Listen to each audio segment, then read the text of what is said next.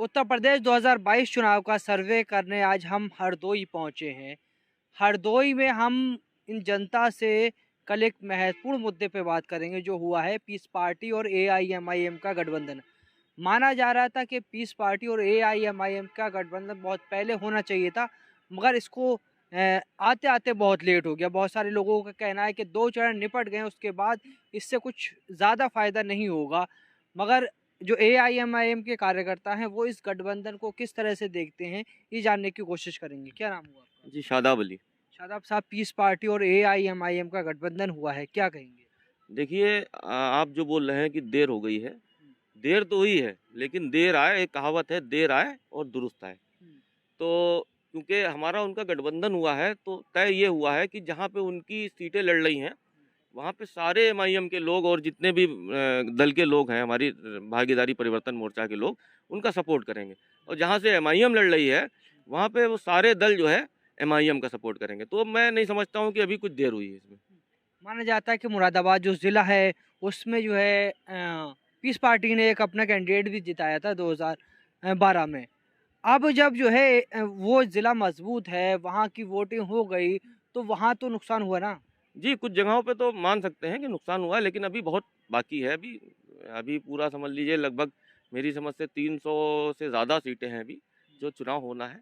जो हो गया वो हो गया, लेकिन खैर देर हुई है, लेकिन देर आए दुरुस्त आए। कितना असर डाल पाएंगे? देखिए असर तो हम डालेंगे, क्योंकि हमारी लड़ाई जो है सरकार बनाने की नहीं है, हमारी लड़ाई हिस्सेदारी की है, और इस बार हिस्सेदारी लेके ही मानेंगे हम लोग। जी। हिस्सेदारी की बात कर रहे हैं आप, और बाकी लोग कह रहे हैं कि सरकार बनाओ, सरकार सपा की बन रही है, क्यों जो है इन चक्करों में पड़े हुए, बीजेपी रुक नहीं रही है? देखिए यही तो दिक्कत है हमारे लोगों में, यही दिक्कत है कि हम लोग जो है ठेका ले लेते हैं समाजवादी को जिताने और बीजेपी को हराने। जबकि मुख्यमंत्री अगर समाजवादी का बनेगा तो वो यादव होगा, और बीजेपी का बनेगा तो वो ठाकुर होगा। लेकिन दुश्मन मुसलमान है, वो सारा जिम्मा अपने ऊपर ले लेता है कि हम तुम्हारे दुश्मन हैं, हम तुम्हें हराना है।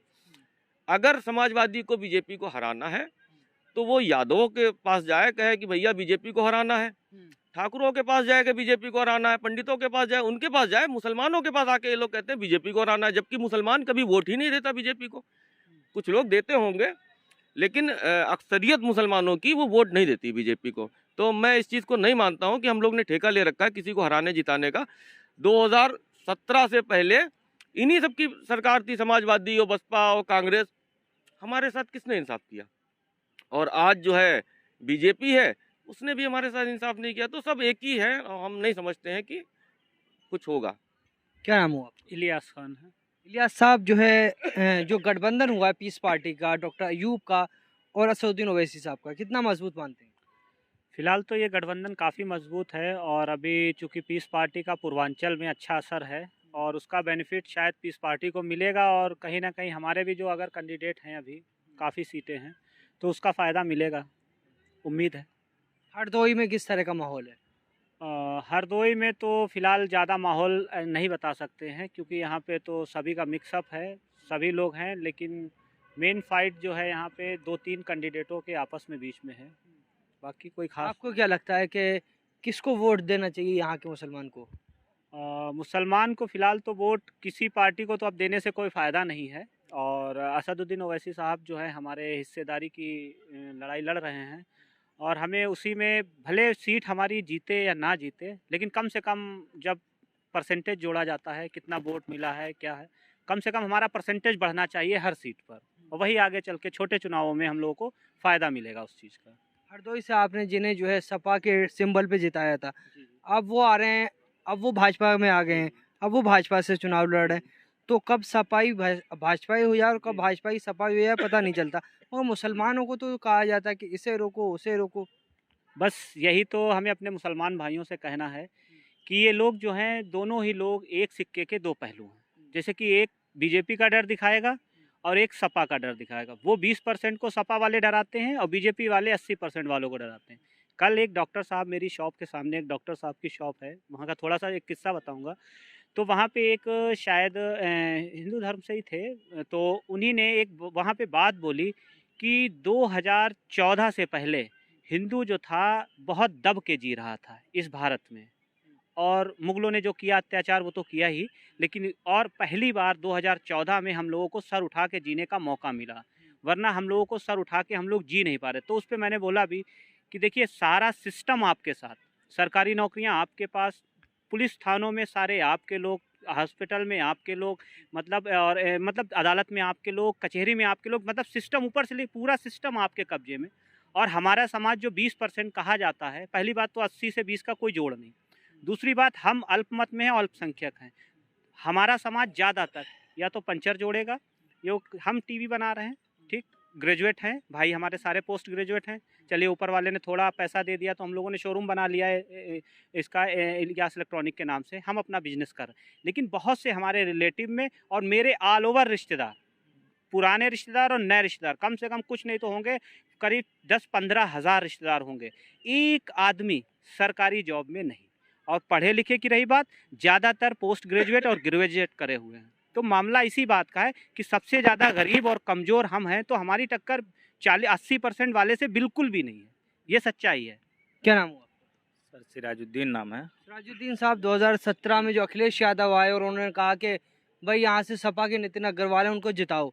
अब अखिलेश यादव आएंगे, कहेंगे ये नितिन अग्रवाल भाजपा के हैं, अब इनको रोको, अब इनको जो है वोट मत दो। क्या करेंगे आप? देखिए, रोकने का जो ठेका है वो हम लोगों के पास नहीं है।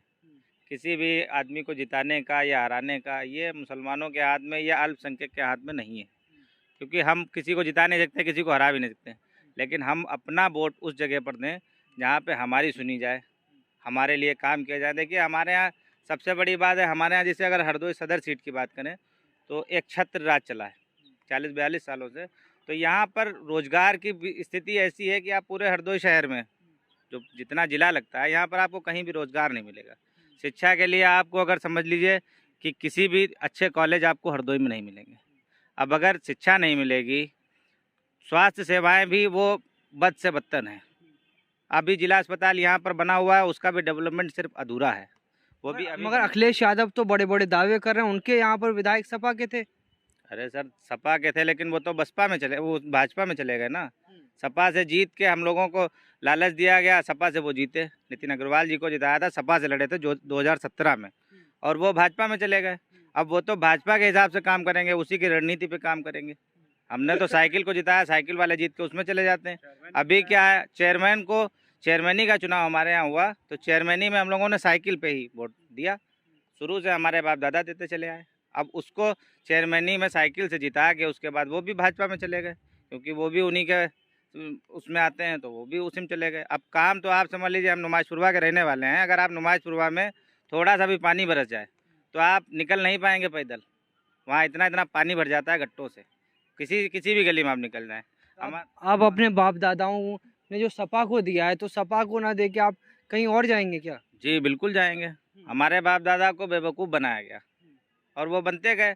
हमारे बाप दादा जो है पढ़े लिखे नहीं थे, अब हम लोगों को उन्होंने पढ़ाया है, होशियार बनाया है। तो अब होशियारी का अगर काम न लिया, होशियारी से काम न करें। देखिए, जब जानकारी ही नहीं थी तो कुछ भी कर सकते हैं। जब जानकारी नहीं, जब ये आपको कोई किसी चीज़ के बारे में ना पता हो तो आप कुछ भी कर सकते हैं। अब जानकारी होने के बावजूद अगर हम उसी रास्ते के ऊपर चलें, गलत रास्ते को अपनाएं, तो जानकारी होने फिर मतलब क्या है? बीजेपी नहीं रोकेंगे क्या?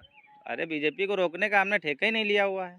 हम तो अपना, हमको जो रोजगार दे दे, हम तो रोजगार को चाहिए। हमारे यहाँ स्वास्थ्य सेवाएं इतनी ज़्यादा बदतर है, आप समझ लीजिए अगर आप वेंटिलेटर आपको ज़रूरत पड़ जाए तो हरदोई शहर में आपको वेंटिलेटर नहीं मिलेगा। क्या नाम होगा आपका? अब्दुल अलीम। अलीम साहब, इस बार किसको वोट देंगे? अगर हम लोग भाजपा को वोट दे रहे हैं, योगी जी मुख्यमंत्री फिर से बने, तो हाथरस जैसे वाक़यात होंगे। हाथरस में लड़की को मारा गया, जिंदा जला दिया गया रात के 12 बजे, उसके माँ बाप को, घर वालों को मिलने नहीं दिया। अब हम सपा को जिताएं तो 2000 मुजफ्फरनगर देख लीजिए। तो ये चाहे सपा आए चाहे भाजपा आए, हम लोगों का इसमें कुछ होने वाला नहीं है। और न ये लोग हमारे कोई हमदर्द हैं। ये लोग सिर्फ अखिलेश यादव आएंगे तो वो यादव करेंगे, हर जगह अपना यादव। और योगी जी हैं वो सिर्फ अपना ठाकुरवाद, ठाकुर हैं तो बस ठीक है, बाकी और किसी का ये सब हमदर्द नहीं है। अब हम लोगों ने ये सोचा है कि अपना वोट वहाँ देंगे जहाँ हमको हिस्सेदारी मिले। कौन देगा हिस्सेदारी? हिस्सेदारी की लड़ाई बैरिस्टर असदुद्दीन ओवैसी साहब लड़ रहे हैं और उनको हम लोग अपना नेता और लीडर मान चुके हैं। और इंशाल्लाह उन्हीं के पीछे हम लोग चलने को तैयार हैं। आपने कहा कि योगी आदित्यनाथ ठाकुर ठाकुर कर रहे हैं, अखिलेश यादव यादव यादव कर रहे हैं, तो वैसे ही फिर मुसलमान और मुसलमान करना फर्क कहाँ रह गया? नहीं, वो शोषित समाज जो SC ST OBC के लोग जो हैं उनको सबको साथ में लेके चल रहे हैं, हर मुद्दे पे आवाज़ उठाते हैं। कोई भी मुद्दा ले लीजिए आप, ज़मीन से लेकर सांसद तक, यहाँ से लेकर कहीं पर भी देख लीजिए आप, कोई भी मैटर होता है सबसे पहले बैरिस्टर असदुद्दीन ओवैसी साहब बोलते हैं। अभी पर्दे का मामला आया था हिजाब का, तो ओवैसी साहब ने आवाज़ उठाई। जब अखिलेश यादव जी से पूछा जाता है कि भाई पर्दे हिजाब के बारे में जो बात उठी है इस पर आप क्या कहते हैं, तो मीडिया वाले भाई साहब से बोलते आप ज़ोर से बोलिए, हमें आवाज़ नहीं आ रही है। तो 2022 में जब वोट का टाइम आएगा तो हमको भी आवाज़ नहीं आएगी कि साइकिल कहाँ निशान है। हाँ, भूल जाएंगे अखिलेश यादव। जी बिल्कुल, क्योंकि ये कोई हमदर्द नहीं है, ये सिर्फ हमको इस्तेमाल करते हैं और फेंक देते हैं। 5 साल कहाँ हो आप, उनको कोई फिक्र नहीं है। मुसलमान तो कह रहा है ये जवानी है कुर्बान, अखिलेश भैया तेरे नाम। ये बस कुर्बान वही लोग कर रहे हैं जिनके लोगों की घर की दाल रोटी चल रही है, हमारा उनके वहाँ से कुछ नहीं। आप नहीं करेंगे कुर्बान? नहीं नहीं, बिल्कुल नहीं। हम क्यों कुर्बान करें, क्या फ़ायदा हमें?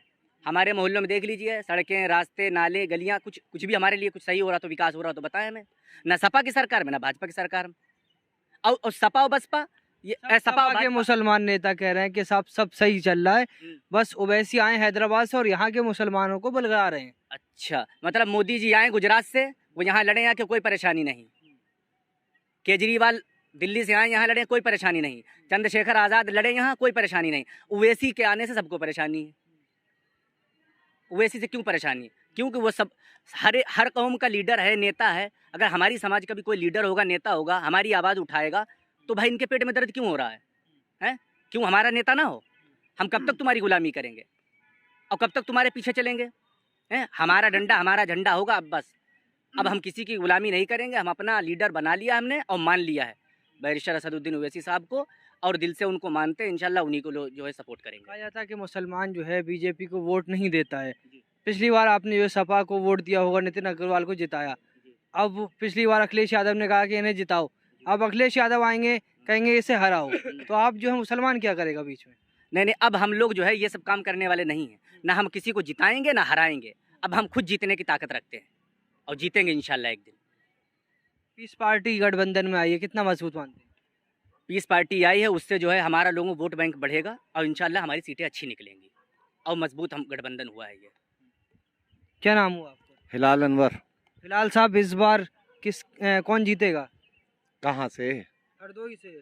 हरदोई से अब की इतिहास बदलेगा। कैसा इतिहास बदलेगा? देखिए आप चुनाव के बाद देख लीजिएगा, जब वोट खुलेंगे तो आपको पता लगेगा यहाँ से इतिहास बदला। साइकिल चलेगी या फूल खिलेगा? ये अंदर की बात है साहब। हाँ, जब ये खुलेगा तब आपको पता चलेगा कि कौन आया। अच्छा, हाँ। मुद्दे हैं यहाँ के? मुद्दे यहाँ के तो बहुत से हैं। क्या क्या? यहाँ पर कोई भी रोजगार नहीं है, हरदोई में कोई फैक्ट्री नहीं है, हरदोई में कोई विकास नहीं है, सड़कें गड्ढे युक्त हैं। अभी कई वीडियो डाले जा चुके हैं हरदोई के सड़कों के, इतने बड़े बड़े गड्ढे हैं कि गाड़ी के पहिए पूरे पूरे धंस जाते हैं। इसके अलावा गलियां अभी कुछ दिन पहले खोद करके डाली गई थी पानी की पाइपलाइन के बाद लिए, वो भरी नहीं, वो भी अभी तक हैं। बरसात में उनमें पानी भरा है, रिक्शे वाले, मोटरसाइकिल वाले सब उसके अंदर गिरे हैं, कईयों दुर्घटनाएं हुई हैं। इसके अलावा हॉस्पिटल देख लीजिए आप जाकर के, कैसी व्यवस्था है इनकी, ये सब जानते हैं। ढूंढने नहीं मिलते हैं डॉक्टर। एक वो बनाया गया ट्रामा सेंटर, कितने दिन से बंद पड़ा है। मशीनें आई हैं, लॉकअप में बंद काम नहीं हुआ यहाँ पे। कुछ मशीनें खराब भी हो गई वहाँ पर।